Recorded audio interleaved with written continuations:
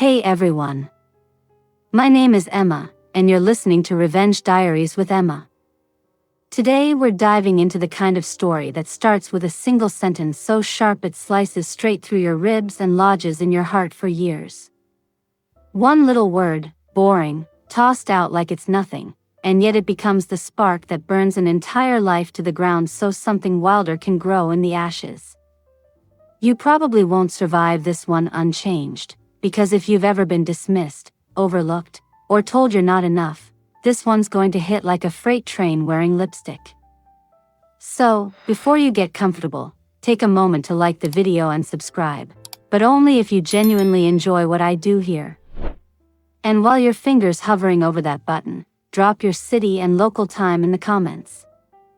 I love knowing where you're listening from when the plot twists start flying. Now, dim the lights, maybe turn on a fan for that soft background hum, and let's ease into today's journey together. You're standing near the snack table at the annual company summer party, the kind where the air conditioning is fighting a losing battle against 90-degree heat and cheap cologne. Plastic cup sweat rings onto folding tables, someone's playlist is stuck somewhere between 2015 and regret, and you're pretending to care about Kevin from accounting's fantasy football draft. Your feet hurt in the new heels you bought just to feel something other than numb, and you're wondering if it's socially acceptable to leave before the raffle. That's when you see him across the room. Tall, easy smile, the kind of effortless posture that says he's never had to try too hard at anything in his life. Dark hair falling just enough into his eyes that he has to push it back every few minutes, and every time he does, someone laughs at whatever smooth thing just came out of his mouth. You don't know his name yet, but you already clock him as trouble wrapped in a navy button-down. You're debating whether to refill your flat soda when he appears at your elbow like he teleported. Up close, the smile is even worse for your heartbeat. Escaping the raffle too? He asks, voice low enough that you have to lean in just a little. Guilty, you say, and somehow that single word comes out steadier than you feel. He introduces himself as Caleb, marketing department, 2 floors up, been with the company 18 months. You tell him your name and department, and he repeats it like he's tasting it, like it matters. The conversation flows the way good conversations do when you're both pretending not to notice how well it's flowing. He asks what you do when you're not calculating spreadsheets or dodging Kevin's hot takes. You laugh, actually laugh, and say you're still figuring that out. Everyone says that, he says, tilting his head. But you look like someone who's got secrets. You raise an eyebrow. And you look like someone who collects them. He laughs, and the sound makes something in your chest unclench for the first time all evening. When he asks for your number, you give it without hesitation, even though the cautious part of your brain is already waving red flags. Caution loses tonight. The next few weeks are a blur of texts that make you smile at your phone in meetings, coffee dates that stretch into dinners, and the slow, dizzy realization that you're falling fast. He sends you playlists with songs you've never heard but immediately love. You send him memes at 2 a.m. that make him respond with voice notes of him laughing in his car. He kisses you for the first time outside your apartment building when the city is quiet except for distant sirens, and you taste coffee and possibility on his tongue. You tell your best friend Maya about him over wine, and she grins like she's personally responsible. He sounds almost too good to be true, she says. You roll your eyes. He's not perfect. He leaves drawers open and thinks cereal is dinner. Marry him, she deadpans. You laugh, but the idea doesn't feel ridiculous. Not yet. 3 months in, you're officially together. You have a drawer at his place. He has a toothbrush at yours. Weekends are spent wandering bookstores, trying new brunch spots, making out in movie theaters like teenagers. You cook together, badly, and dance around his kitchen to whatever's playing.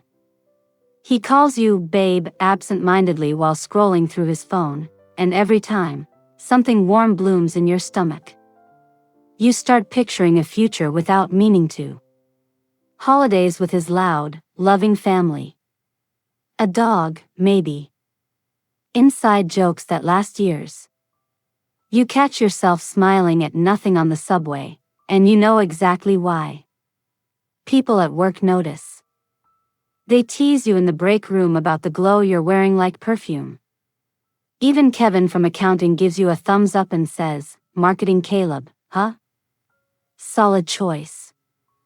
You pretend to be embarrassed, but secretly you're proud. You landed the guy everyone quietly wanted.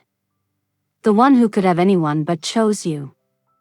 On a random Tuesday in September, he shows up at your apartment with takeout and that smile, the one that still makes your knees betray you. You're curled on the couch in his hoodie, hair in a messy bun, no makeup, and he looks at you like you're the best thing he's seen all day. He kisses your forehead, steals a fry, and says, "I'm the luckiest idiot alive." You believe him. Because right now, in this moment, everything feels perfect. The kind of perfect you'll look back on later and realize was the calm before the storm. The last breath before the plunge.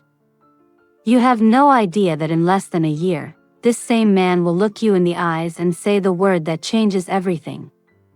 That he'll stand in your kitchen, and tell you, with a sigh like you're a chore he's tired of doing, that you're boring.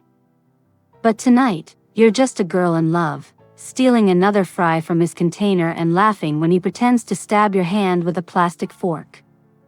Tonight, the future looks bright and easy and kind. Enjoy it while it lasts. Because soon, very soon, you're going to learn exactly what happens when someone underestimates the wrong woman.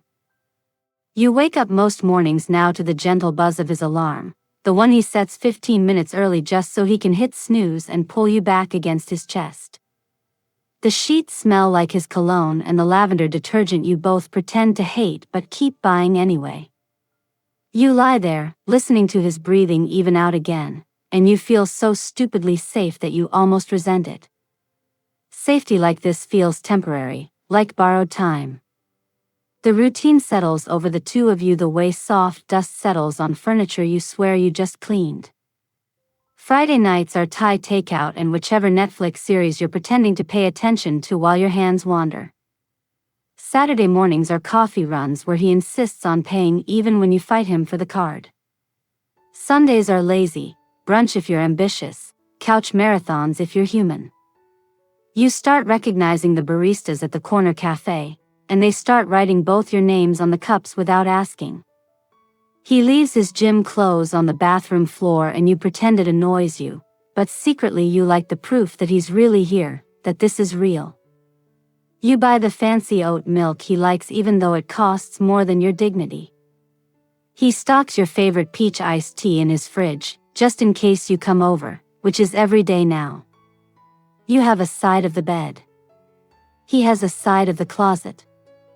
Your toothbrush lives permanently next to his, bristles touching like they're holding hands when you're not looking. At work, people stop asking if you're dating and start asking when you're moving in together. You laugh it off, but the idea doesn't scare you anymore.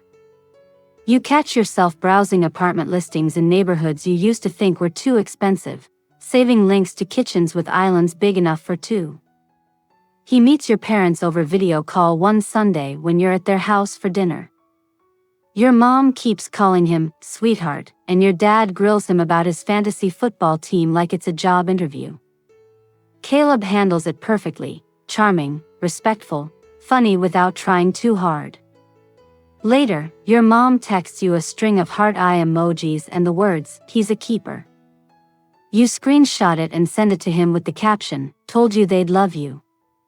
He replies with a single red heart and you stare at it longer than necessary. Months slide by like warm honey. 6 becomes 9 becomes 11. You celebrate your 1-year anniversary at the same Italian place you went to on your third date, back when you still dressed up and worried about what to order. This time you wear jeans and his hoodie under your coat because the November air is sharp. He gives you a delicate silver bracelet with a tiny charm shaped like an open book. Because you're always reading something I've never heard of, he says, fastening it around your wrist. You give him a watch you saved for months to afford, and his eyes go soft in that way that makes you feel like you've won something priceless. You start to relax. Really relax.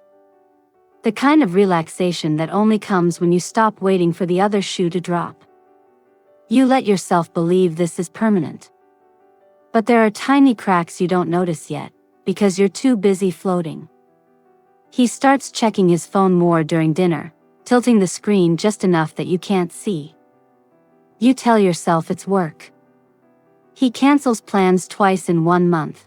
Once for drinks with the guys, that turns into him stumbling in at 2 a.m. smelling like someone else's perfume. Once for a last-minute client thing, that keeps him late 3 nights in a row.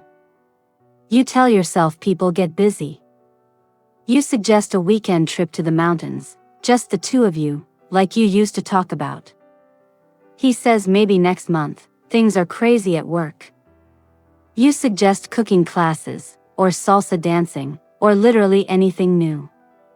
He smiles that tired smile and says, soon, babe. Promise.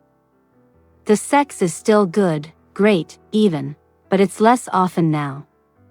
You reach for him some nights and he kisses your forehead and mumbles that he's exhausted.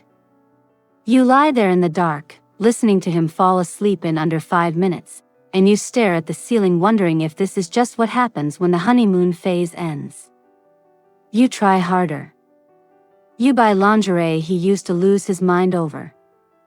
You plan surprise picnics, send flirty texts during the day, where the perfume he once said drove him wild. Sometimes it works. He pins you against the kitchen counter and you forget your own name for a while. Sometimes he barely looks up from his laptop. You start to feel like background noise in your own love story. Your friends notice before you do. Maya pulls you aside at brunch one Sunday and says, gently, you okay? You seem quieter lately. You laugh it off and order another mimosa. Your coworker Priya asks why you stop talking about Caleb all the time. You realize she's right. Somewhere along the way you started editing yourself, only sharing the cute stories, never the weird silences. The first time he forgets your birthday plans, you almost let it slide. He texts at 6 p.m. saying something came up, rain check? You sit on your couch in the dress you bought specifically for the reservation he made 2 months ago, mascara smudging as you text back, no worries, with a smiley face that feels like swallowing glass. He makes it up to you the next weekend, flowers, fancy dinner, makeup, sex that almost convinces you everything's fine. You let it. Because love is forgiving, right? Love is patient. Love doesn't keep score. But the little things keep piling up like snowdrifts you pretend aren't blocking the door. He stops asking about your day with real interest.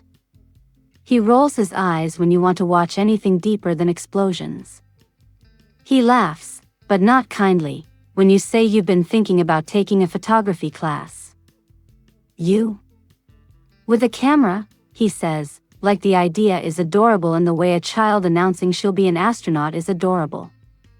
You start to shrink. Not all at once. Just a millimeter at a time. You stop suggesting new restaurants. You let him pick the movie every time. You find yourself apologizing for things that aren't your fault just to keep the peace.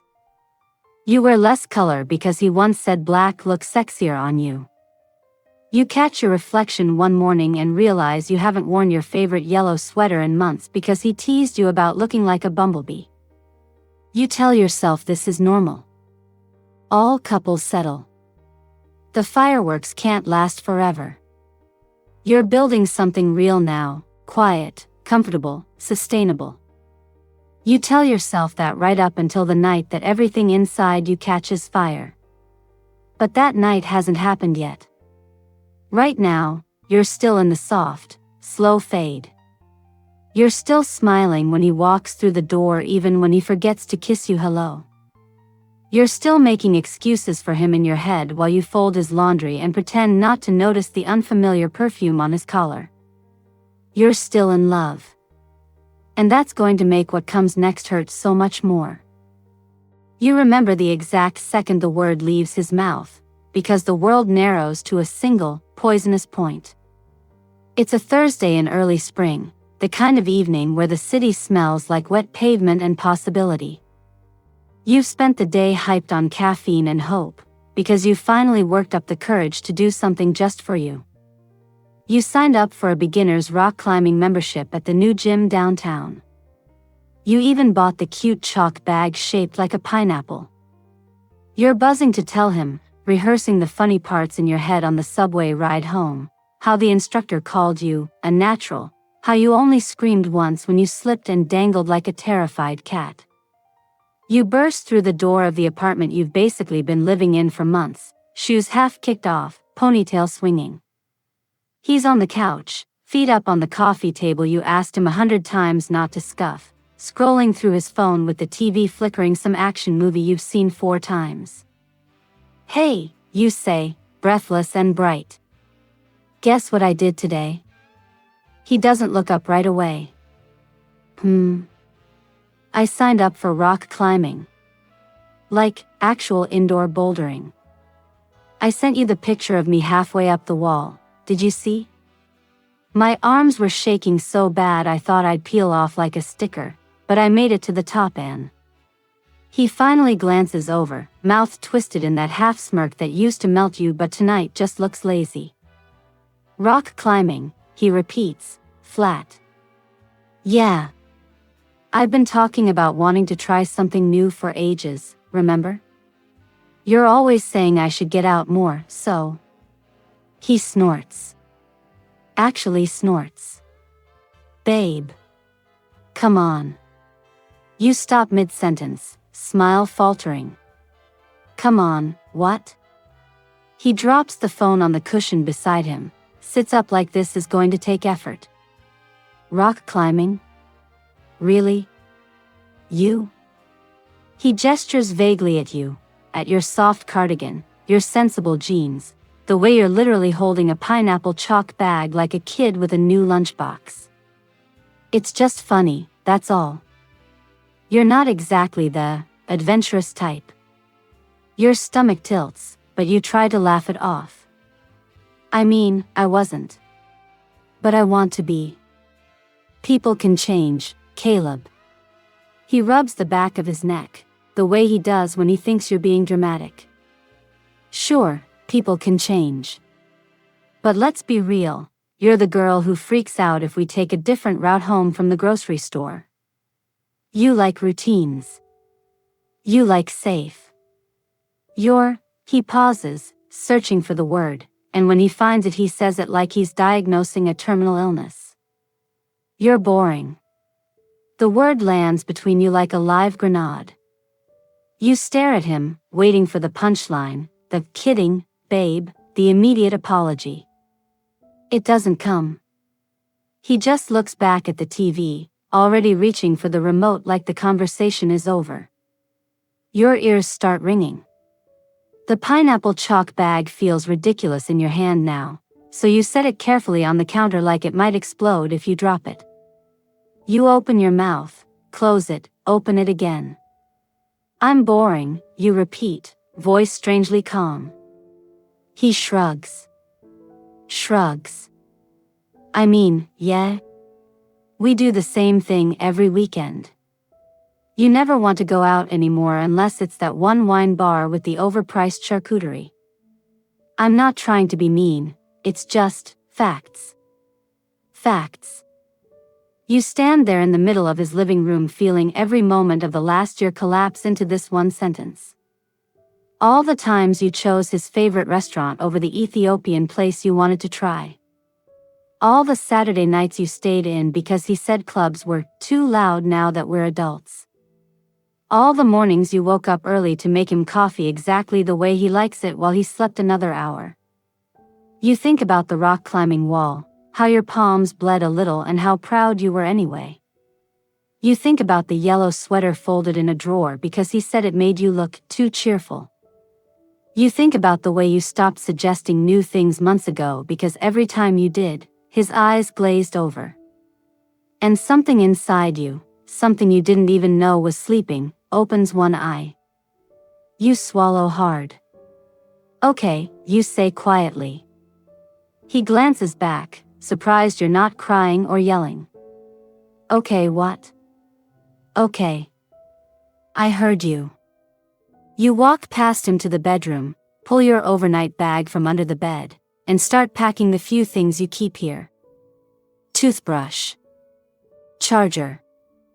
The hoodie that still smells like him. You move efficiently, like someone who's done this before in dreams. He follows you to the doorway, confusion creeping into his voice. What are you doing? I'm going home tonight. Babe, come on. It's late. I didn't mean it like that. You meant it exactly like that, you say, zipping the bag. Your voice is steady, almost curious, like you're observing yourself from very far away. And you're right. I have been boring. Thanks for the honesty. He steps forward, reaching for you. Wait, hang on. You hold up a hand, and he actually stops. I'm tired, Caleb. I'm going home. We'll talk tomorrow. You walk out without slamming the door. You don't cry in the Uber. You don't text Maya or scream into a pillow when you get back to your own apartment. You just sit on your couch in the dark, pineapple chalk bag in your lap, and you let the words settle into your bones. Boring. You turn it over and over in your mind like a jagged stone, feeling every sharp edge. You think, he's not entirely wrong. You think, that's going to cost him. You think, watch me. And for the first time in a long time, you smile, small, slow, and dangerous, because something inside you just woke all the way up. Tomorrow, the real game begins. You don't sleep that night. You sit on your own couch, the one that still has the faint red wine stain from New Year's Eve 2 years ago, and you replay the moment on a loop. Not the whole fight. Just the single second when he said it. The tiny lift of one eyebrow, the half smirk, the way boring rolled off his tongue like he was reading a weather report. You watch it again and again until the sting dulls and something colder moves in to take its place. At 3:17 a.m. you open your phone, delete the unsent paragraph you'd been drafting to him, all capital letters and tear-streaked emojis, and instead you open a blank note titled, "Not boring." You type one line. I'm going to make him eat that word. Then you close the phone, set it face down, and finally let yourself cry. Not the loud, ugly kind. The quiet kind that sneaks out sideways, hot and furious, while you stare at the ceiling and promise every tear that it's the last one he'll ever get from you. Morning comes gray and unforgiving. You call in sick to work, something you haven't done in 3 years, and drink coffee so strong it could strip paint. You stand in front of your mirror in yesterday's clothes and really look at yourself. Not the version he curated, hair always down because he said ponytails looked juvenile, neutral lipstick because bright colors were trying too hard, the same 3 safe outfits on rotation. You look at the girl underneath all of that, the one who used to dye streaks of electric blue in her hair in college, who once backpacked through Portugal on a whim with 50 euros and a phrase book. You whisper to her, "We're back." You open your closet and pull out everything he ever teased you about. The yellow sweater. The leather jacket you bought on a dare. The red dress with the slit that made you feel like a blade. You lay them on the bed like evidence. Then you go online and do the most dangerous thing a woman can do when she's furious and awake at dawn. You start spending money. Rock climbing membership, upgraded to unlimited. Pole dancing intro package, booked. Spanish conversation classes on Tuesday nights, enrolled. A weekend solo trip to Lisbon for the end of the month, non-refundable flight. A tattoo consultation for the inside of your wrist, scheduled. Every confirmation email feels like striking a match. You don't tell anyone yet. Not Maya, not your group chat, definitely not him. This part has to stay in the dark, like film developing.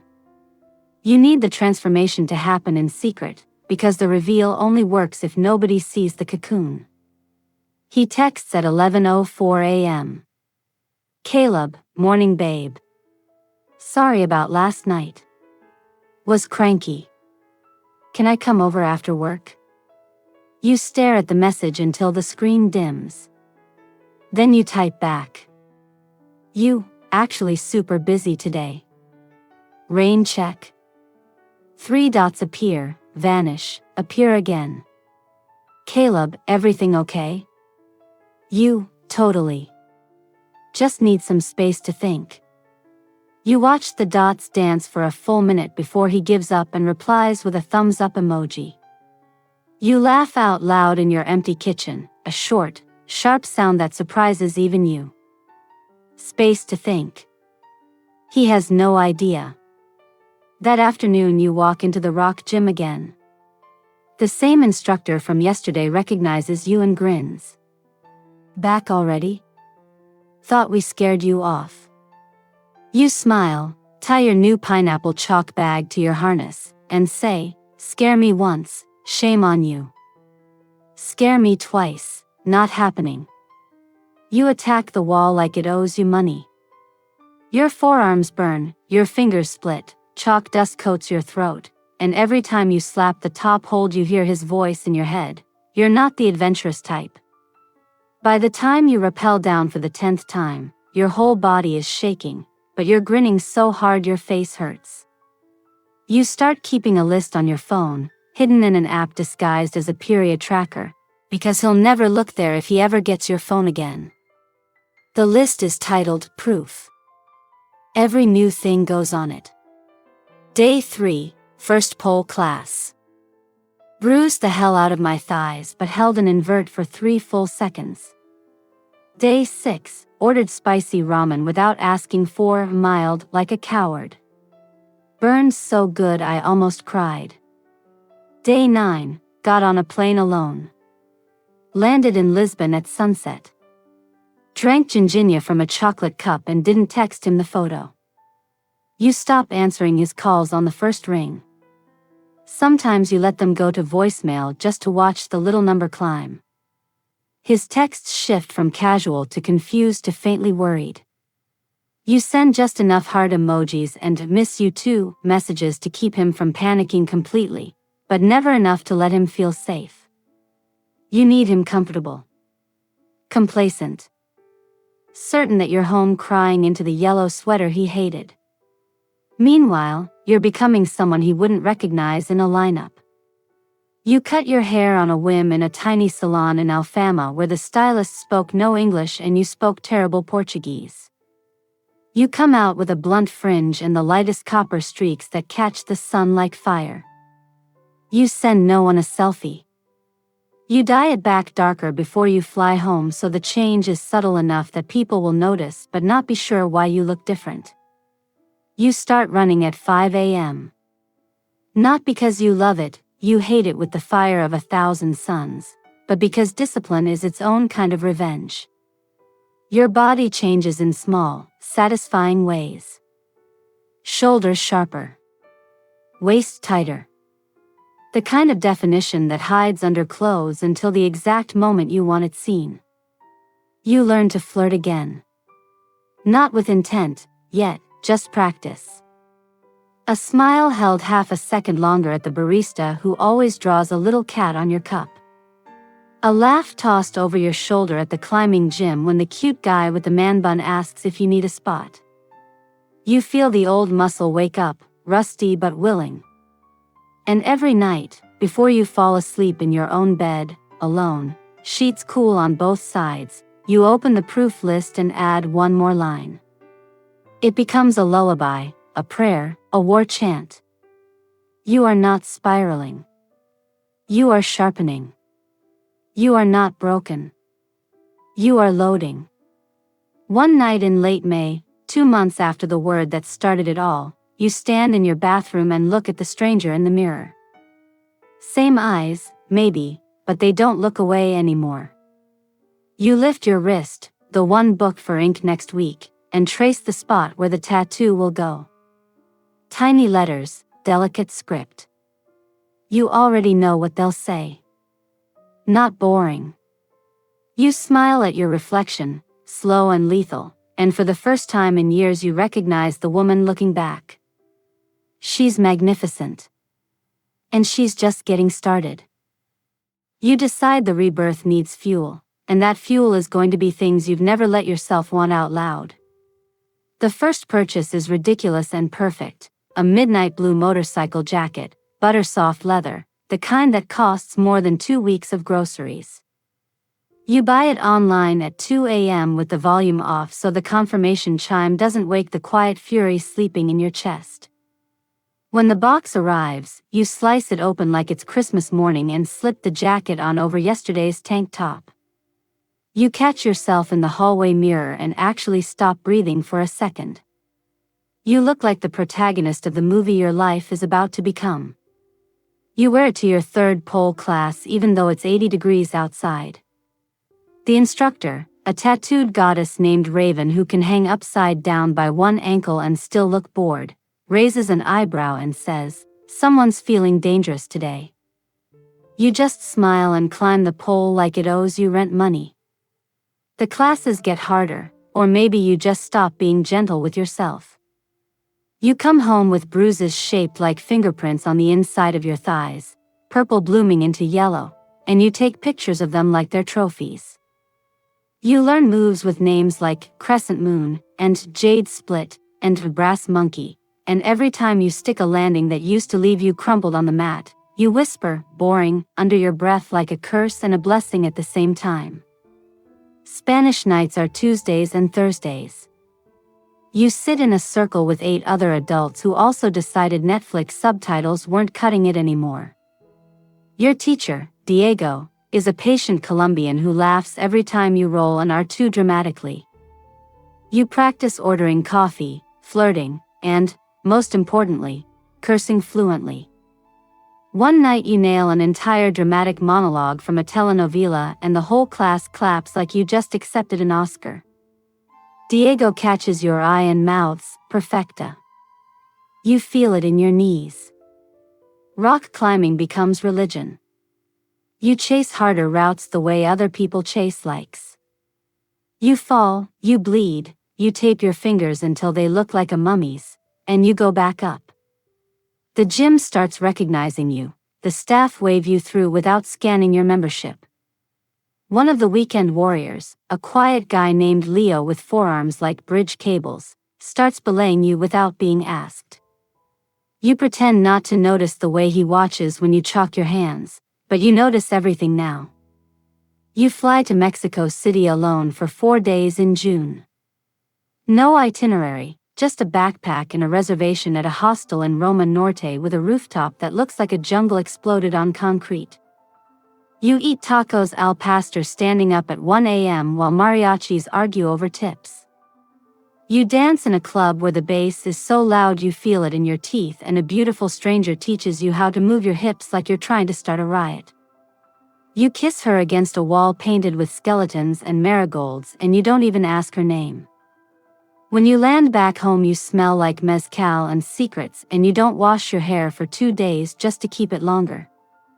You start saying yes to everything that scares you. A last-minute invitation to surf camp in Costa Rica, yes. An amateur burlesque showcase Raven begs you to fill in for, yes, and you kill it in a costume made of feathers and spite. A graffiti workshop where you tag an abandoned warehouse wall with the single word resurgam, in dripping crimson, Latin for, I shall rise again. You take a photo but never post it anywhere. Some things are too sacred for the timeline. You get the tattoo the day you turn 29. Tiny, delicate script on the inside of your left wrist, never boring. You stare at it in the shop mirror while the artist wraps it in plastic and you feel something lock into place, like the final click of a seatbelt right before the roller coaster drops. Money gets tight because experiences are expensive and Revenge apparently has a cover charge, but you pick up freelance graphic work on weekends and discover you're actually good when you're not busy being someone else's background decoration. Clients love the edge in your new designs. They say things like dangerous and electric, and you just smile and cash the checks. You still see Caleb sometimes. You let him back in just far enough to keep the hook set. Coffee here, a movie there. You wear the motorcycle jacket and watch his eyes flick over it like he's trying to solve a puzzle. You talk about your little hobbies in the vaguest possible way. You let him think the rock climbing was a phase, that the Spanish classes are cute, that you're just blowing off steam. He relaxes. He thinks he's won. He has no idea the steam is building into a hurricane. You start keeping a second list now, hidden in the same disguised app. This one is titled Later. It's short, but it grows. Company summer party, August 17th. His birthday weekend, September. New Year's Eve. You underline each date 3 times. One night in July you're at the climbing gym until closing. You're working a brutal overhang that spit you off 5 times in a row. Your fingers are shredded, your shoulders are screaming, and on the 6th attempt you stick the final move and slap the top hold so hard the sound echoes like a gunshot. The few people left clap without meaning to. Leo lowers you slowly, hands steady on the rope, and when your feet touch the mat he says, very quietly, whatever you're training for, I hope they're terrified. You laugh, breathless and alive, sweat dripping off your chin. They have no idea. You look at your wrist, at the fresh ink still healing under the plastic film, and you mouth the words to yourself like a vow. Never boring. And the best part? You actually believe it now. You're not the girl who cried on the couch anymore. You're the one who sets the couch on fire and dances in the flames. August is coming. You're ready. You touch down in Costa Rica alone, just you, a carry-on, and the kind of grin that makes customs officers check your passport twice. The surf camp is a cluster of open-air cabins 20 steps from the Pacific, and the first morning the instructor, a sun-bleached Australian named Mick who calls everyone mate even when he's yelling at you to paddle harder, shoves a 9-foot board into your arms and tells you the ocean doesn't care how pretty you are. You love him immediately. The first wave you try to catch slams you so hard you taste coral. The second one flips the board and you come up laughing, hair full of sand, salt stinging the cuts on your knees. By day 4 you're popping up clean, riding white water all the way to shore while the rest of the group whoops like you just scored the winning goal. Mick high-fives you so hard your palm burns and says, "You got fire, mate." Whoever pissed you off, send them the bill for therapy. You don't tell him the bill is already in the mail. Nights are bonfires and cheap imperial beer and stories swapped in 4 different languages. You kiss a French photographer under a sky so thick with stars it feels fake. You let a Dutch girl teach you how to roll the perfect joint with banana leaf papers. You fall asleep in a hammock with the waves as your lullaby and wake up with mosquito bites in places you didn't know had names. You come home sun-streaked, salt-crusted, and carrying a surfboard under one arm like it's always belonged to you. You stash it in the trunk of your car because the visual of you wrestling a 9-footer out of a compact sedan is too delicious to waste. Back in the city, the new you keeps accelerating.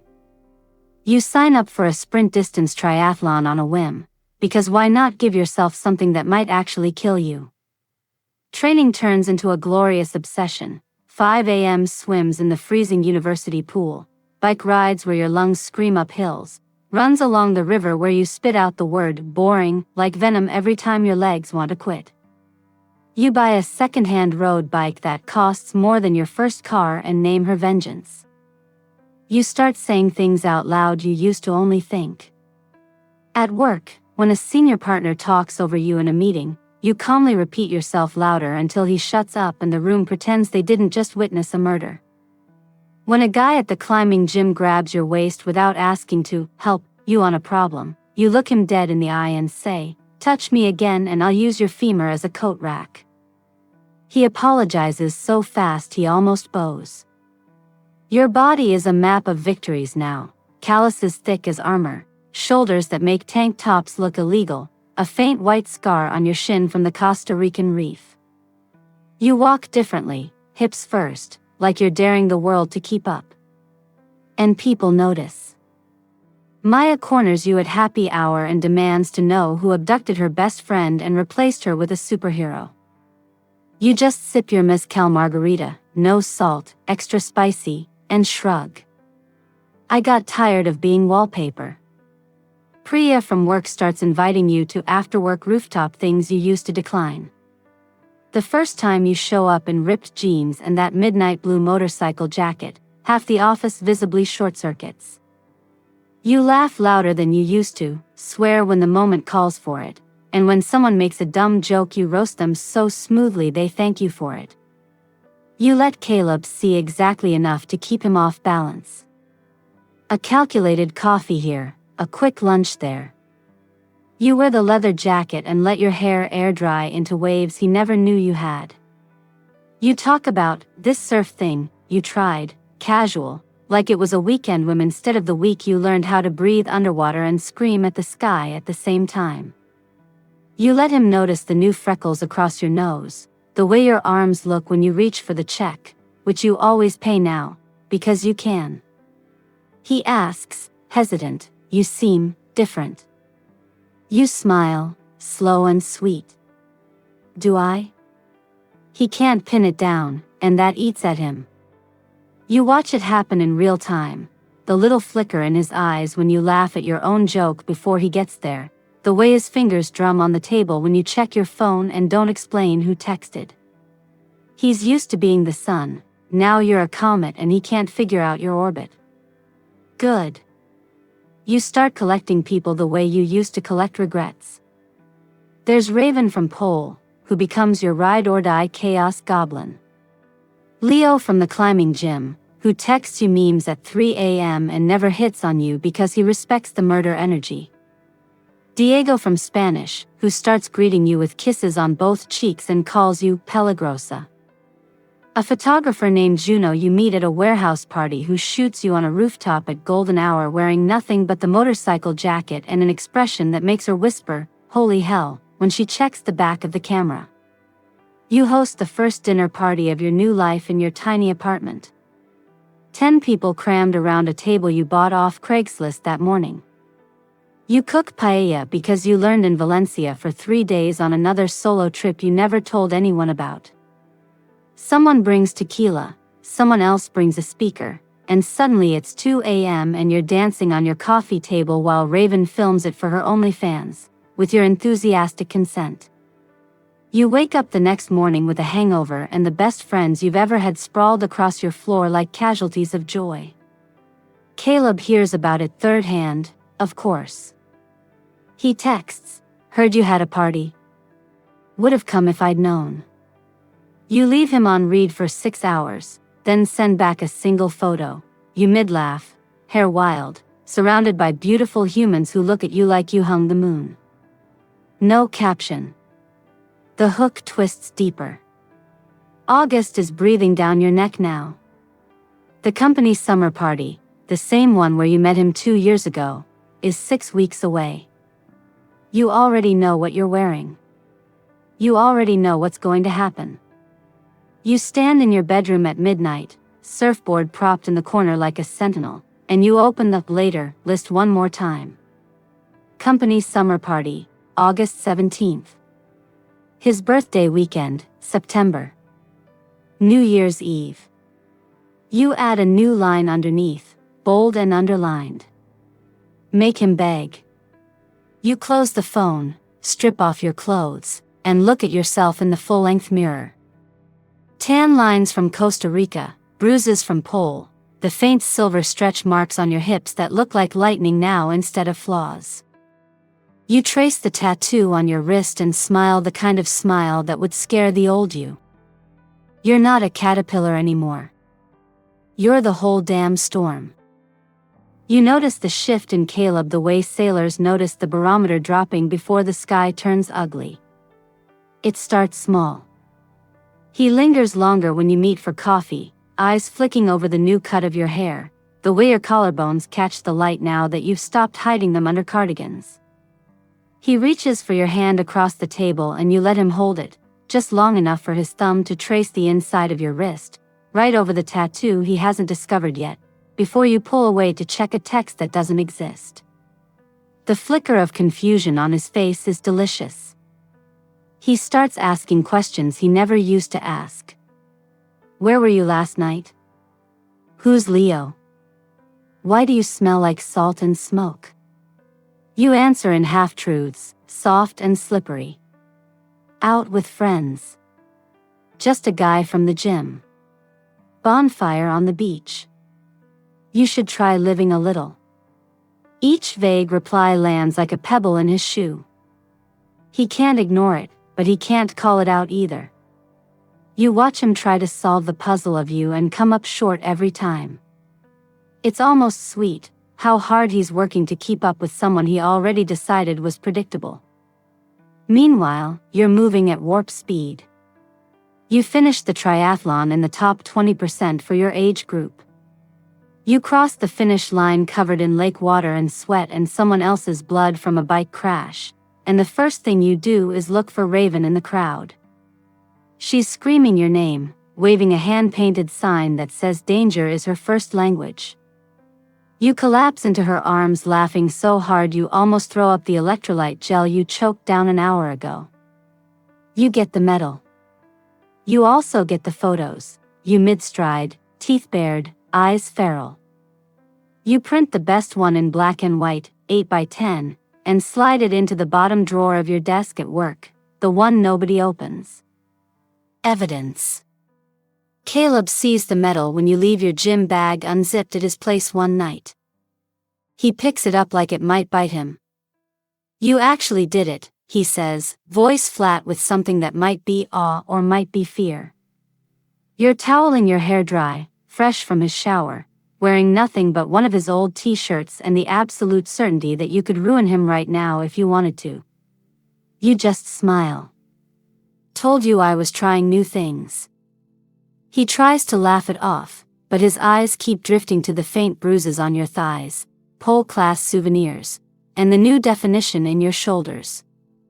He reaches for you that night like he's trying to reclaim territory, kissing you harder than he has in months. You let him. You even make the little noises he likes.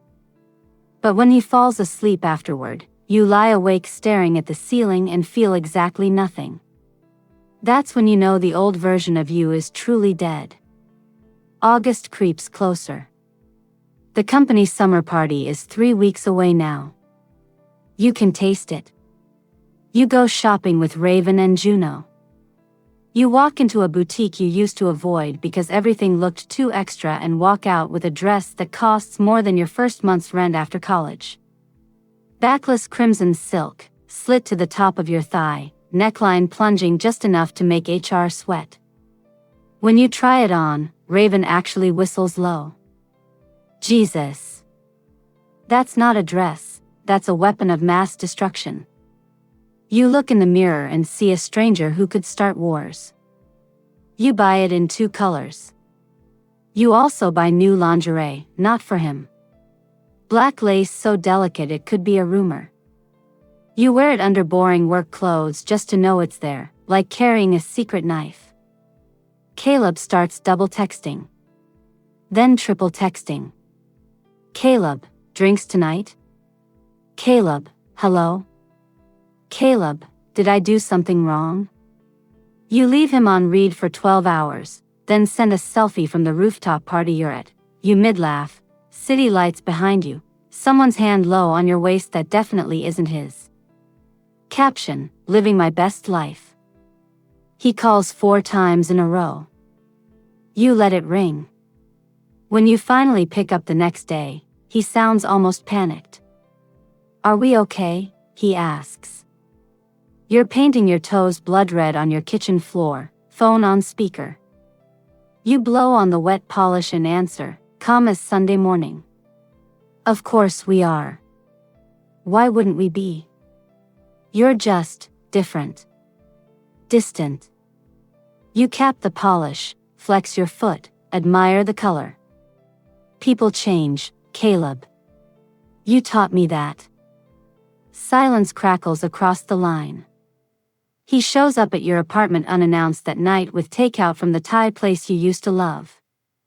You let him in because the timing is perfect. You're on your way out the door in workout clothes that leave very little to the imagination, hair in a messy bun, skin still flushed from a rooftop yoga class at sunset.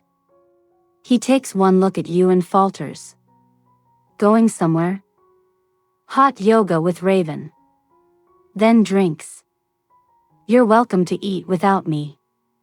You brush past him close enough that he smells the new perfume you wear now, something smoky and expensive that makes people lean in. His hand shoots out to catch your wrist. "Wait. Can we talk?" You glance at the clock like you have all the time in the world. "I've got 10 minutes. You lean against the counter while he stands there holding the takeout bags like a peace offering. He tries 3 different openings and fails each time. Finally, he just blurts it out. "Who are you right now?" The question hangs in the air so perfectly you almost laugh. You tilt your head. "I'm the girl you said was boring. Turns out you were the boring thing in my life." His mouth opens, closes. You've never spoken to him like this, quiet, certain, lethal. "I didn't mean," he starts. "You did," you cut in gently. "And I believed you for a long time. My mistake." You push off the counter, walk over, and kiss his cheek like a sister saying goodbye. "I'll text you," you say. "Maybe." You leave him standing in your kitchen holding cold pad thai while you go have the night of your life. Later, at 2 a.m., you're on a rooftop downtown dancing barefoot because someone lost a bet. The city glitters below you like spilled diamonds. Raven films you spinning under strings of fairy lights, hair flying, dress riding up just enough to scandalize anyone who still thinks they know you. You shout into the night sky, voice raw and joyous. "I'm not boring." Everyone cheers. Someone starts chanting it. It becomes the soundtrack to the rest of your summer. 2 weeks to the party. You're so ready it hurts. You find out on a Tuesday that tastes like copper and betrayal. You're at Caleb's place, a calculated drop-by to keep the hook twitching, when his phone lights up on the kitchen counter while he's in the shower. You weren't even snooping, it's just sitting there, face up, like the universe handed you a loaded gun and dared you not to pull the trigger. The preview is enough. Vanessa, work can't wait for tonight. Wearing the red set you like winking face. Your heartbeat doesn't speed up. It stops entirely for 3 full seconds, then restarts colder, slower, like a machine switching to a different fuel. You screenshot it before the screen goes dark. You send it to yourself. You delete the evidence from his recent apps with the same calm you used to wipe chalk off your hands after a climb. He walks out toweling his hair, smiling that easy smile that used to make you stupid. "Hey babe, want to order?" You hold up his phone, screen unlocked, the message still glowing. He freezes mid-step, towel slipping from his fingers. You watch every drop of color drain from his face in real time. It's almost beautiful. "Who's Vanessa?" you ask, voice soft, curious, like you're asking about the weather. He opens his mouth. Nothing comes out. You nod once, slow. Right. You stand up, sling your bag over your shoulder, and walk toward the door. He finally finds his legs and lunges after you. Wait, it's not what you think. You turn in the doorway. You don't get to tell me what I think anymore. He reaches for you and you step back so smoothly he grabs empty air. It was just, things got stale, okay? You were so safe. Predictable. I got bored and You laugh. Actually laugh. A bright, sharp sound that makes him flinch. Funny, you say, tilting your head. That's the exact word you used on me. Guess karma has a sense of humor. You walk out without slamming the door. You don't cry in the elevator. You don't call Maya. You go straight home, open your laptop, and start digging. Vanessa from accounting, 2 floors down, legs for days, laugh like wind chimes, the one who always happened to be at his desk when you used to visit him at lunch. You find her Instagram in 4 clicks. Private, of course, but the tagged photos tell the story. Her in his car, her in the background of his stories wearing his hoodie, her hand on his thigh at the Christmas party you missed because you had the flu. You scroll back 8 months. 8. The entire time you were shrinking yourself to fit into the box he labeled boring, he was sneaking around with someone he clearly found exciting enough to risk everything for. You close the laptop, sit on your kitchen floor, and do the math. He started cheating right after he told you you were safe, predictable, routine. He weaponized your devotion and then punished you for it. Something inside you, something that was already sharp, becomes diamond-edged. You open the later list and add a new entry in all caps. Make them both regret breathing. Then you text Raven, need you and Juno. War Council. Bring tequila. They show up within 30 minutes like the apocalypse ride-or-die squad they are. You lay out the evidence on the coffee table like a crime scene. Raven reads the messages aloud in a dramatic narrator voice until Juno snorts tequila out of her nose. When the laughter dies, Raven leans forward, eyes glittering. So what's the play, Queen? You pour 3 shots. Phase 1, you say, clinking your glass against theirs, we make them think they've won. Phase 2, we burn their little fantasy to the ground in front of everyone they know. Juno grins like a wolf. And phase 3? You smile, slow and terrible. Phase 3, I stop being nice. The summer party is 10 days away. You spend them like a general preparing for battle. You book a last-minute appointment with the best hairstylist in the city, the one who charges more per hour than most people make in a day. You walk out with hair like molten copper, sleek and deadly. You get your nails done sharp enough to draw blood. You buy heels so high they should come with a pilot's license. You and Raven choreograph a burlesque routine to a remix of You Don't Own Me that is equal parts elegant and pornographic. You rehearse until your thighs cramp and your abs beg for mercy. You time every hip roll, every hair flip, every slow peel of a glove to the exact beat where Caleb will be forced to watch. You hack together a private Instagram under a fake name and follow Vanessa. She accepts within 2 hours, of course she does. You watch her stories like a hawk, gym selfies, brunch, her practicing flirty smiles in the mirror. You screenshot everything. You discover she's bringing Caleb as her +1 to the summer party. Perfect. You RSVP for yourself +3, Raven, Juno, and Leo, who agreed the second you said the word revenge. You try on the crimson dress in your bedroom while your friends watch like proud parents at a graduation. Raven wolf whistles. Juno pretends to faint. Leo, quiet, respectful Leo, just says, very softly, they're not ready.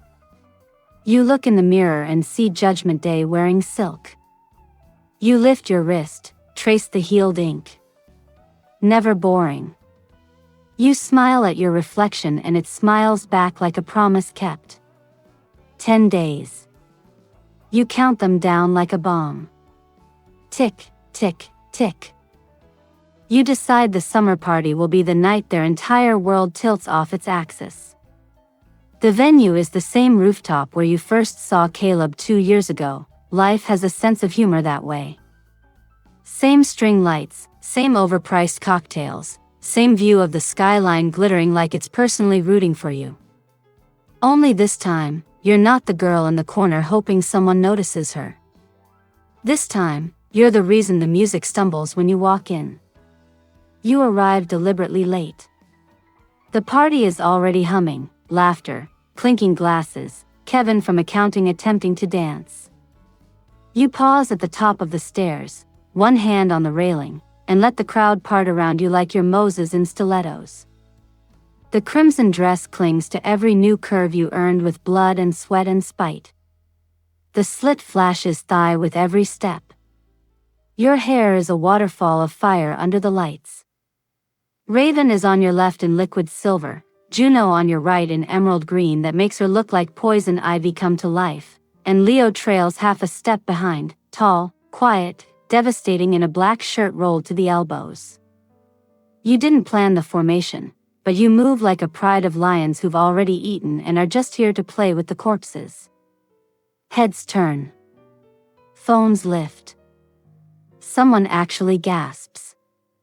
You feel the moment Caleb sees you the way you feel lightning before it hits, every hair on your body lifts. He's by the bar with Vanessa draped on his arm like a cheap scarf. He's mid-laugh at something she said, and then his eyes find you and the laugh dies so fast it leaves skid marks. Vanessa follows his gaze, frowns, then realizes who you are. Her grip tightens on his sleeve like she's anchoring herself to a sinking ship. You smile, slow, sweet, lethal, and start walking toward them. The crowd parts wider. You hear whispers chasing you like sparks. Is that? No way. She looks like she could murder you and make you thank her. You stop 2 feet away. Close enough for them to smell the smoke and mezcal on your skin. Hi Caleb, you say, voice honey over broken glass. Hi Vanessa. Cute dress.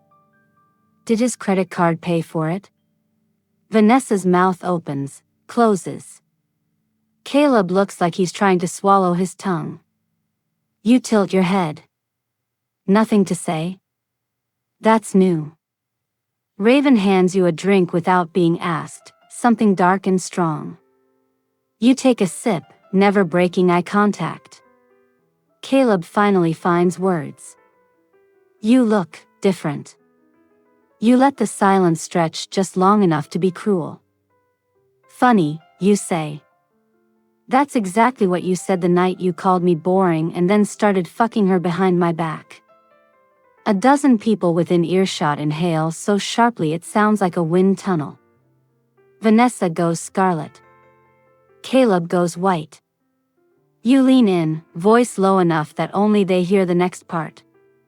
Tonight's the night you learn what happens when you mistake kindness for weakness. Then you turn on your heel and walk away, hips swaying like a countdown.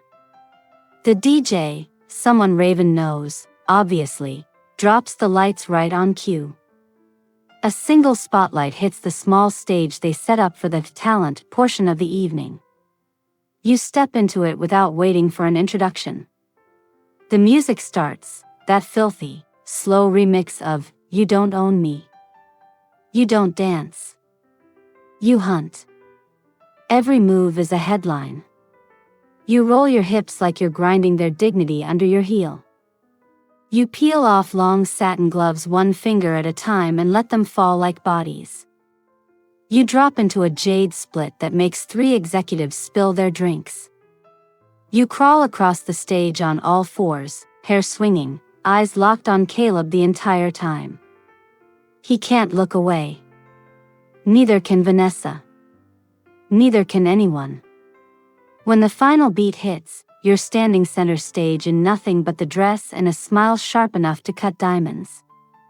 The rooftop erupts.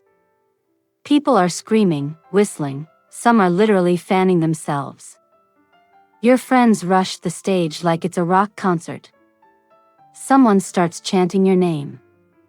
You blow a kiss to the crowd, then turn and blow a second one straight at Caleb and Vanessa, before you disappear behind the curtain Raven holds open. Backstage, your legs are shaking, but it's the good kind, the kind that comes after you've just detonated a bomb and walked away in slow motion.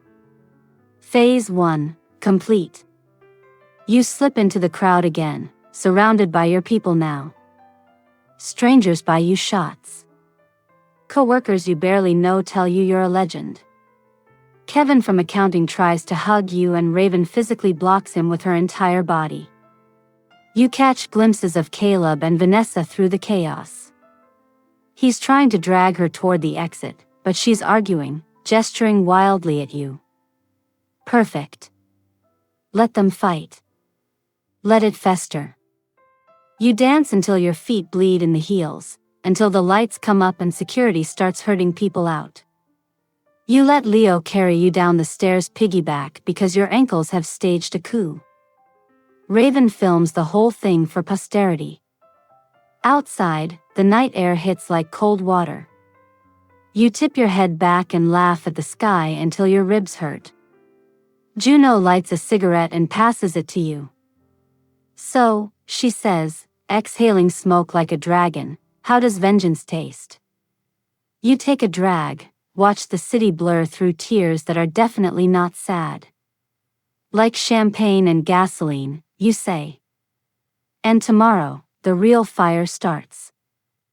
You wake up the next morning to a city on fire, only it's not the city, it's your phone.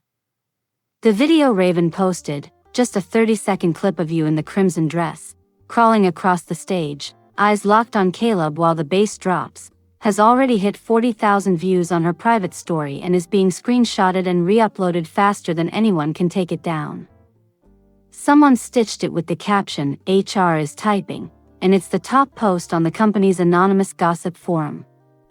You lie in bed, hair still smelling like smoke and expensive perfume, and scroll through the chaos with the calm of a general reading battlefield reports. Kevin from accounting posted a blurry photo of you mid-performance with the caption, I fear her and I want to be her. 1.2k likes. Priya changed her LinkedIn banner to a candid of you laughing on the rooftop, captioned, Mentor me, Queen. Vanessa posted a black square at 3:17 a.m. and then deleted it. Caleb hasn't posted anything. His last story is still the one from 2 nights ago, him and Vanessa clinking glasses with the caption, Best date night in forever Redheart. You smile so wide your cheeks hurt. Phase 2 begins now. You spend the morning in warrior mode. You screenshot everything incriminating, every flirty comment he ever left on her photos, every late night, you up, text you now have time-stamped proof of, every Venmo payment labeled, dinner, winky face. You compile it into one beautiful, airtight folder titled Insurance. Then you call in sick to work, voice perfectly hoarse from last night's screaming, and go get a fresh manicure in the exact shade of dried blood. By noon the office Slack is a war zone. Someone started a thread called Rooftop Recap, that's 400 messages deep. Half the company is openly thirsting. The other half is pretending they're above it while privately demanding you fire emojis. Your boss texts personally, take the day if you need it. Also, damn, girl. You reply with a single red heart. At 2:14 p.m. Caleb calls. You let it ring out twice before answering with the sweetest voice you can muster. Hey you say, like nothing happened. He sounds like he hasn't slept. Can we talk? Please. In person? You pretend to think about it. I'm free tonight. Your place or mine? Mine, he says quickly. I'll cook. Like old times. Old times. Cute. You show up at 8 p.m. wearing jeans and a soft white sweater, the picture of innocent. You left the motorcycle jacket at home on purpose. Let him think the storm has passed. He opens the door looking like a man who's been punched in the soul. Hair messy, eyes red, still devastatingly handsome in that way that used to make you weak. Now it just makes you precise. He tries to hug you. You let him for exactly 2 seconds, then step back. Inside, the apartment smells like garlic and desperation.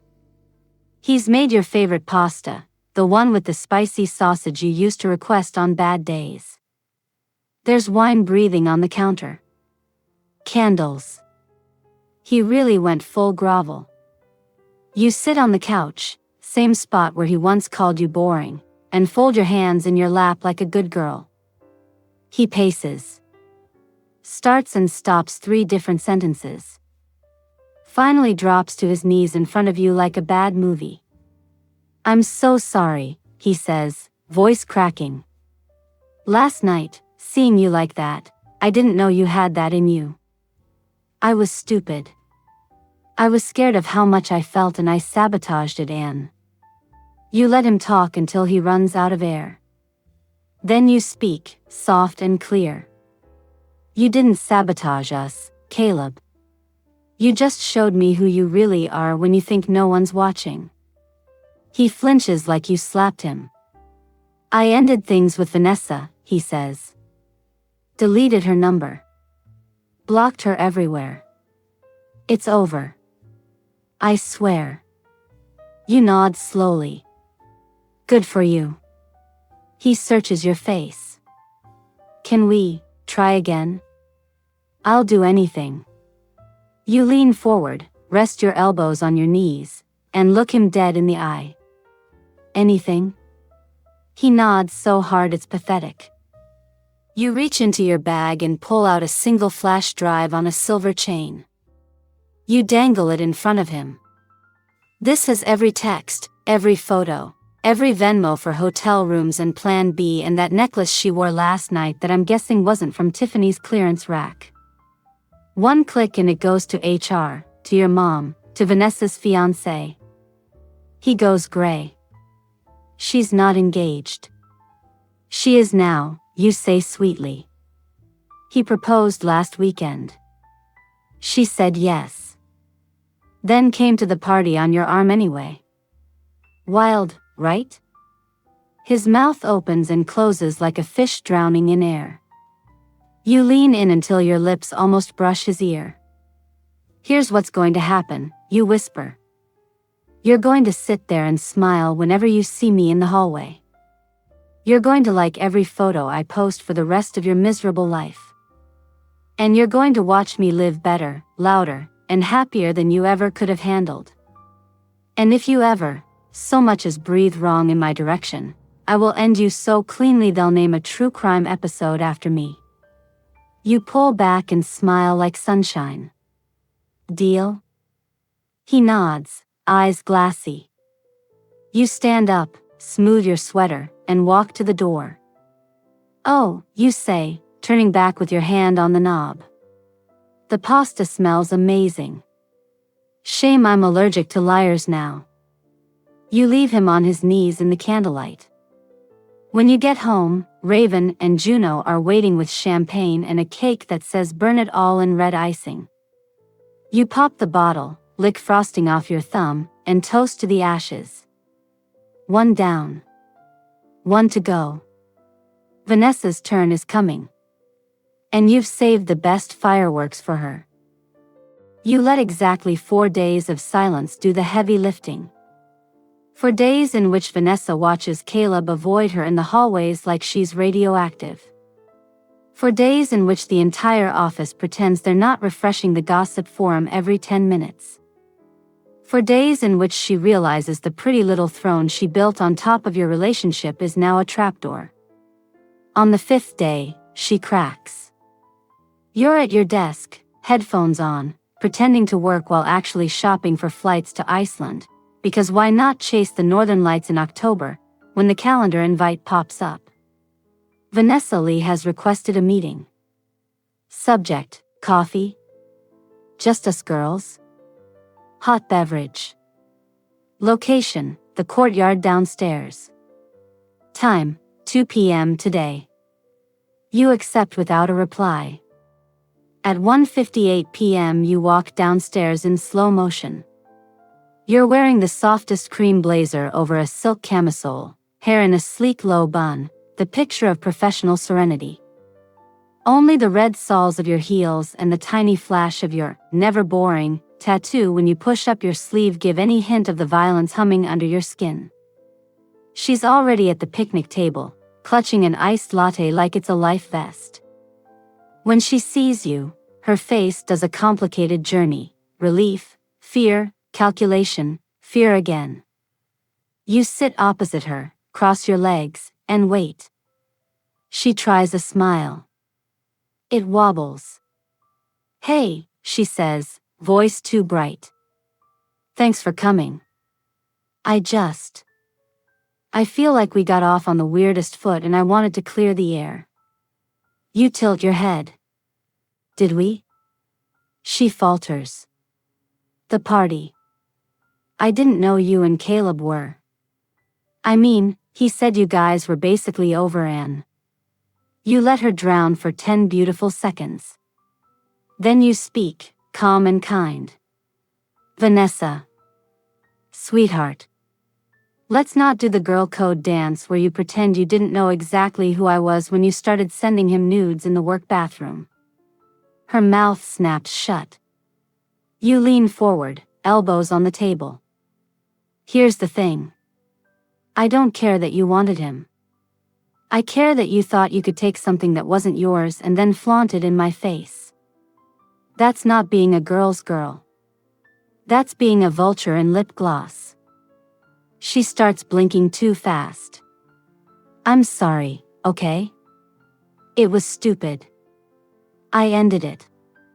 I swear." You nod like you believe her. "Good. Because I have a little gift for you." You slide a slim black envelope across the table. She opens it with trembling fingers.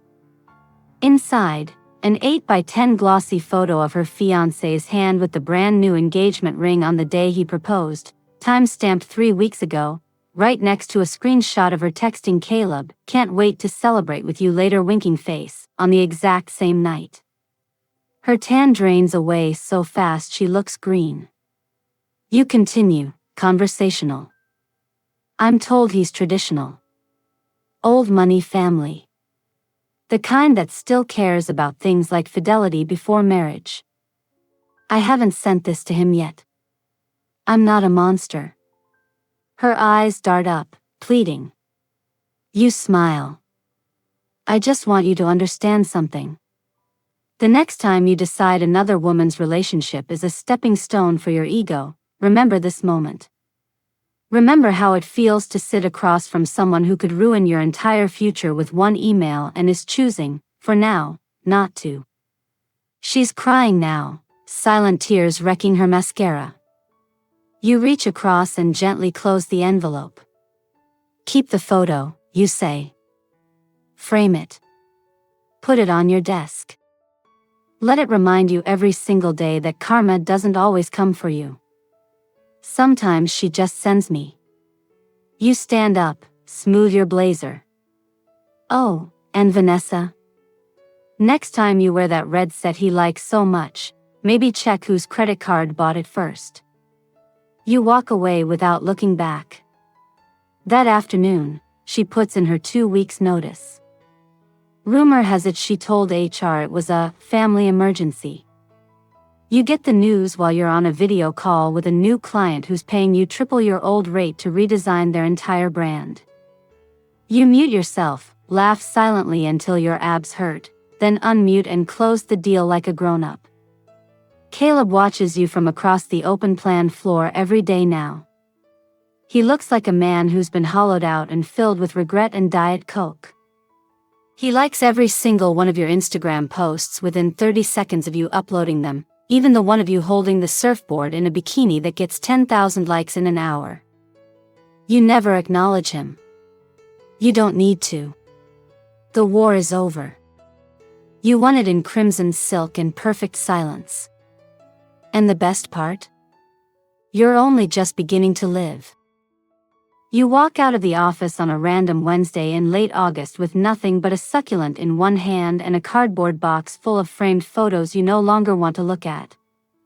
HR tried to throw you an exit party, because apparently turning yourself into a living legend qualifies you for cake, but you just smiled, said you had a flight to catch, and left them arguing over who gets to keep the viral video as company lore.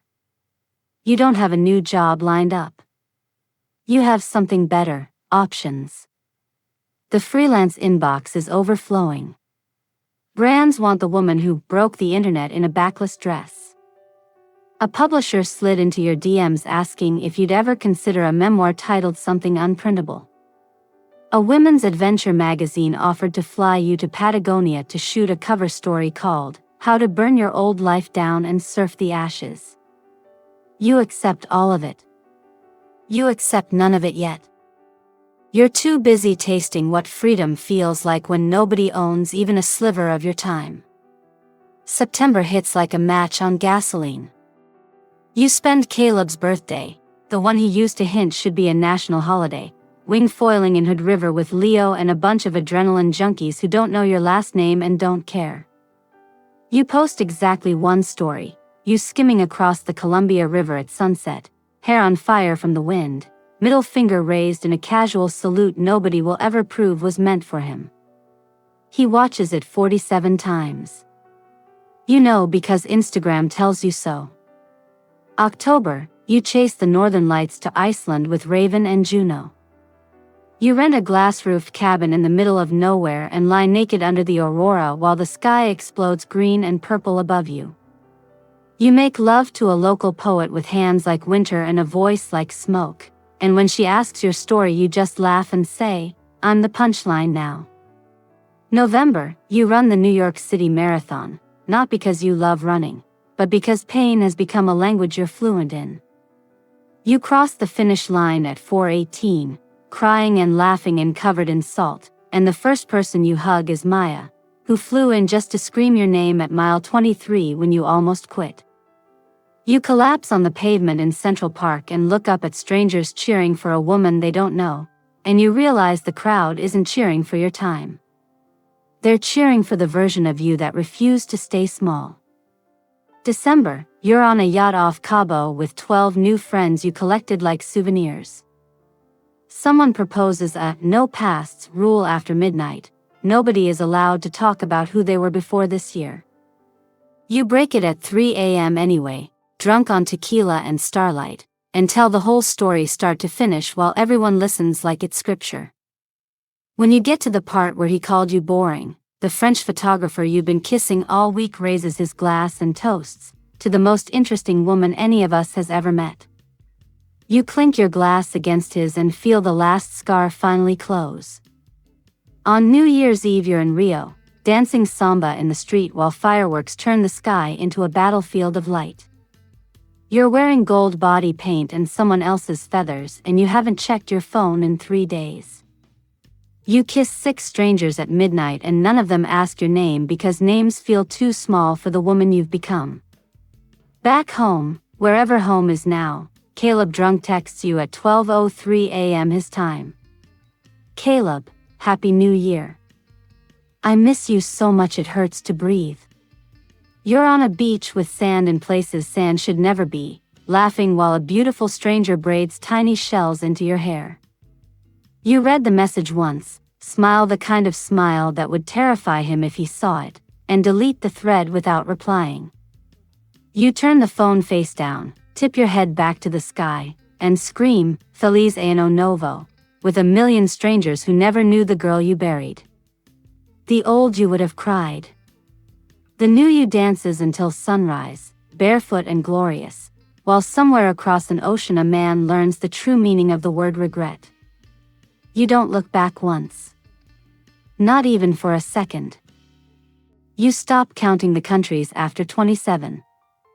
Somewhere between skydiving in Interlaken and cage diving with great whites in South Africa, the map on your wall fills up so completely that you stop pinning new locations and just start living inside the memory of motion. You speak in 3 languages before breakfast and forget which one is your mother tongue.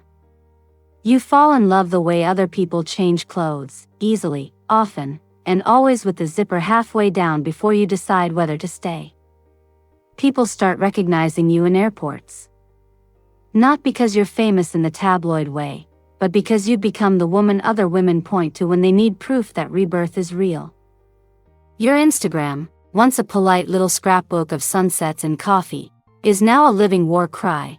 You hanging off a cliff in Yangshuo, you racing motorcycles on the salt flats of Bolivia, you teaching a group of teenage girls in Marrakesh how to throw a punch while wearing a ball gown for laughs. The caption on every photo is the same 2 words. Never boring. Your follower count cracks 1 million the week a video of you base jumping off a Norwegian fjord, screaming the entire way down, laughing the moment the chute opens, goes viral.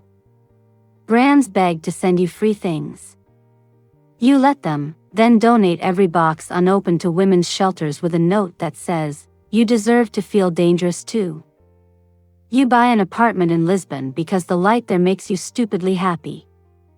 It's all white walls and plants that somehow survive your neglect. You never spend more than 3 weeks in it before the itch returns, the same itch that once kept you on Caleb's couch watching reruns. Only now you scratch it with plane tickets instead of apologies. You date when you feel like it. A marine biologist in the Maldives who tastes like salt and secrets. A street artist in Bogota who paints your body more often than canvas. A quiet Icelandic horse trainer who teaches you that stillness can be its own kind of wild. None of them ask you to stay. They understand that staying was never the point. You stop checking Caleb's social somewhere over the Atlantic the 15th time. You don't need to. Mutual friends, the few who still speak to him, send updates the way people send weather reports about a hurricane that already passed. He got demoted after the rooftop video resurfaced at the absolute worst moment during a client presentation. Vanessa moved to Seattle and apparently only dates women now. He tried therapy, then tried dating someone who looked nothing like you, then stopped dating at all. He still likes every single one of your posts within 30 seconds, like a reflex he can't unlearn. You feel nothing when you hear it. Not pity. Not triumph. Just the clean, airy absence of someone who no longer takes up space in your chest. One night in Cape Town you're on a rooftop of your own, Table Mountain glowing behind you, ocean wind whipping your dress around your legs, when a notification pings. It's an email forward from Maya titled, "You're gonna wanna see this." It's a company-wide memo. Caleb has resigned, effective immediately. No reason given. You laugh so hard the people at the next table ask if you're okay. You raise your glass to the mountain and whisper, "Took you long enough."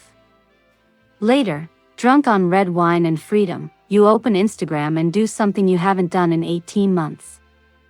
You post a story. It's just a photo of your wrist, the one with the tiny tattoo, held up against the African sunset. No caption. No music. Just skin, ink, and sky. Within seconds the view counter explodes. You know he's watching. You let him. Then you turn the phone off and go dance with strangers who will never know the girl you used to be. Because she's gone. And you never mourned her. You only set her on fire so the rest of you could learn how to fly. You come home to Lisbon in April, 2 years to the day since the word boring left his mouth and changed the trajectory of your life. The city is exploding in jacaranda purple, petals drifting through the streets like slow violet snow. Your apartment smells like sea salt and the orange tree you finally learned not to kill. You drop your rucksack, still dusted with Patagonian dirt, and stand on the balcony barefoot, watching trams rattle up the hill while the sun melts into the Tagus. For the first time in years, you have nowhere to be. No red-eye flight, no sunrise summit, no stranger waiting in a hostel bunk with a smile and a story. Just you, 31 years old, passport thick as a novel, and a heart that finally fits inside your own chest without crowding. You pour a glass of Vinho Verde, open your laptop, and do the thing you've been avoiding for 24 months. You Google his name. It's not masochism. It's graduation. The search results load like an autopsy. LinkedIn says he's in sales now, some mid-tier logistics company in Ohio, the kind of job people take when the shine has worn off and they just need benefits. His profile photo is a selfie in a polo shirt, eyes tired, smile trying too hard. He's gained the weight people gain when heartbreak trades places with beer. Facebook is locked down, but mutual friends have done the gossip work for you. He moved back in with his parents for 6 months, dated a dental hygienist for 3 weeks, got a dog that looks sad in every picture, deleted Tinder after one night of crying in a bar bathroom. There's a Reddit thread in the city's sub, someone asking if anyone remembers that insane office revenge burlesque thing from a couple years back. The top comment is a blurry gif of you on that rooftop stage, captioned simply, "She won life." He's still paying for it. You close the laptop, lean back, and feel nothing. Not hatred. Not satisfaction.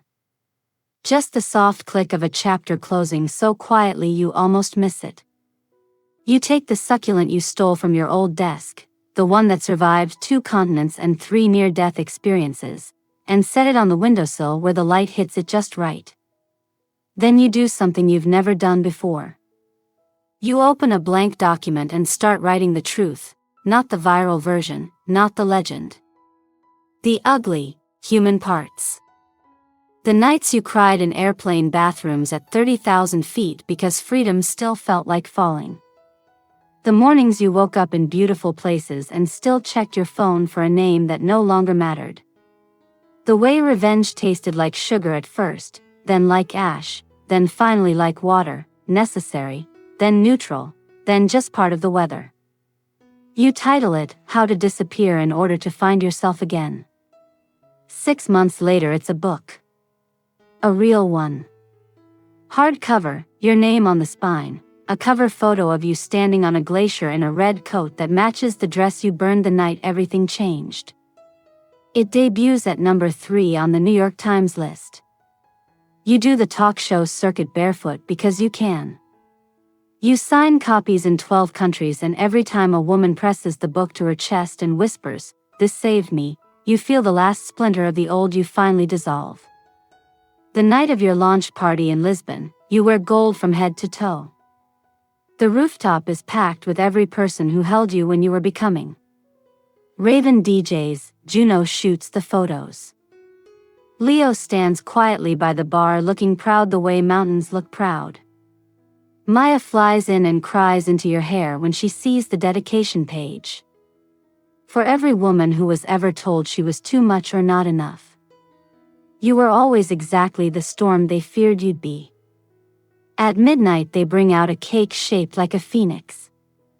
Someone starts singing, Sweet Caroline, off-key because it's tradition now.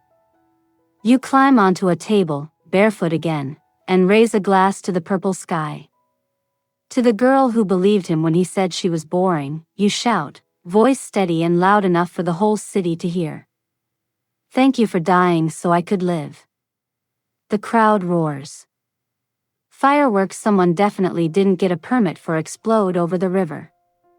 You laugh until you can't breathe. Later, when everyone's gone home and the city is quiet except for gulls and trams, you sit on your balcony with the last slice of cake and open your phone for the first time in hours. There's one new message request. From him. You almost delete it unread. Then you click. Caleb, I read the book. Caleb, I'm proud of you. Caleb, I'm sorry won't ever be enough, but I am. Every day. Caleb, you were never boring. I was just too small to handle you. You stare at the words until they blur. Then you type back 3 letters, hit send, and block the number forever. No. You set the phone down, finish the cake, and watch the sunrise paint the rooftops gold. The story is over. And you? You're just getting started. You wake up on the first day of the rest of your life with jacaranda petals stuck to your balcony floor and the taste of champagne still on your tongue.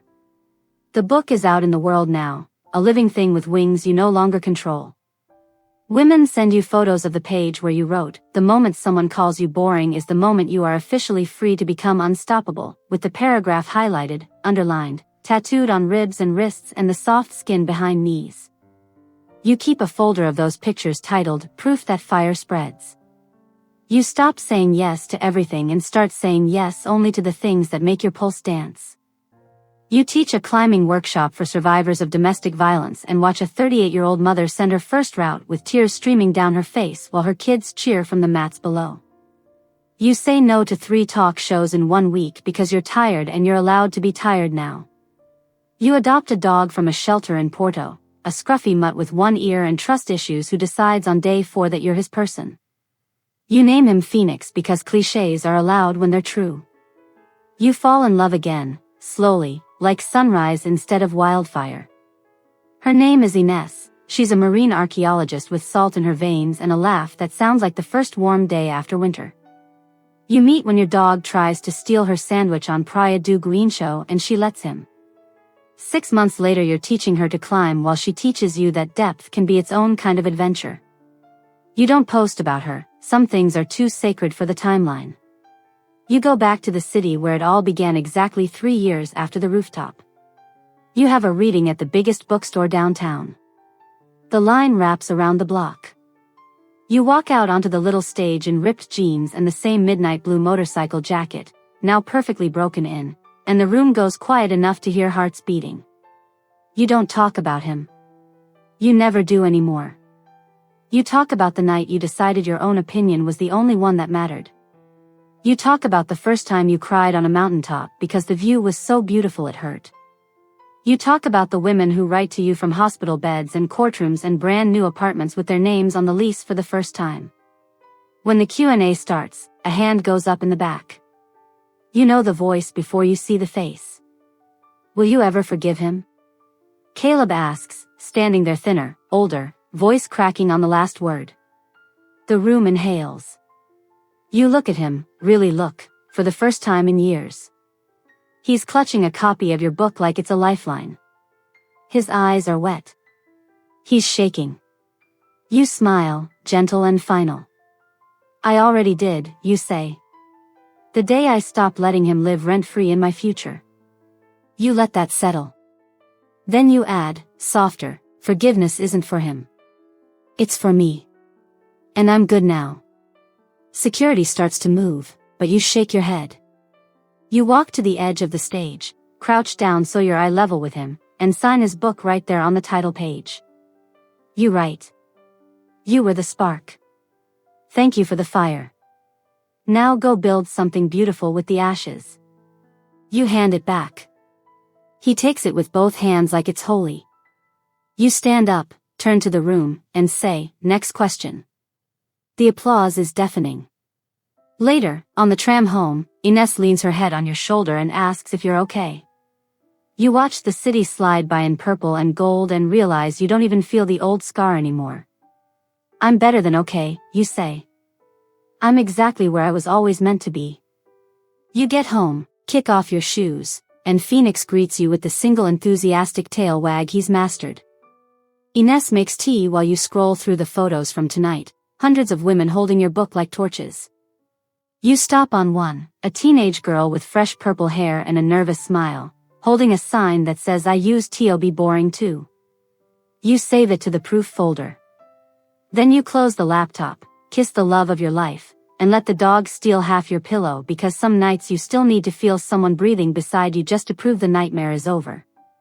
Somewhere out there, a man reads 4 lines in a book and finally understands what he lost.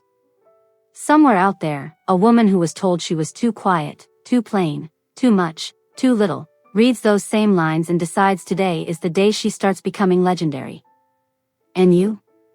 You fall asleep under a ceiling fan in a city that smells like orange blossoms and ocean, with a dog snoring on your feet and a woman who loves all your sharp edges tracing circles on your back. You fall asleep smiling, because the story that started with one cruel word ends with a million hearts beating louder than they ever dared before. And that, darling, is the sweetest revenge of all.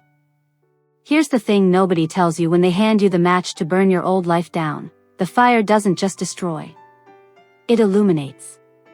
Every dark corner you were afraid to look at, every dream you stuffed in a drawer because someone said it was silly, every version of you that got told to sit down and shut up, the flames find them all and say, "Come out. It's safe now." So if you're listening to this while you're stuck in a relationship that makes you feel small, or a job that dims your light, or a mirror that lies to you every morning, hear me clearly. The moment someone calls you boring is not the moment you believe them.